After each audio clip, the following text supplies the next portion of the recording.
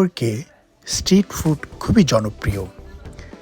যেহেতু নিউ ইয়র্কের এই ম্যানহাটনে প্রতিদিন প্রচুর ট্যুরিস্টের সমাগম হয়, তাই ট্যুরিস্টদের প্রধান খাবারের উৎস হচ্ছে স্ট্রিট ফুড, এবং এই স্ট্রিট ফুডের মান খুবই ভালো এবং খেতেও অনেক সুস্বাদু। বিশেষ করে দি হালাল গাইস এই ফুড কার্টটি ম্যানহাটনে খুবই জনপ্রিয়। তাই আমরা দেখতে পাচ্ছি এই দুপুরের লাঞ্চের সময় প্রচুর ভিড় এই ফুড কার্টটিকে কেন্দ্র করে।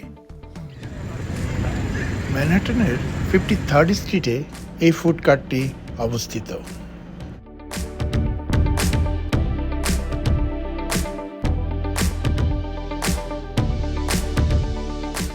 আপনি যদি ম্যানহাটনে আসেন তাহলে এই স্ট্রিট ফুড টেস্ট করতে কখনো ভুলবেন না।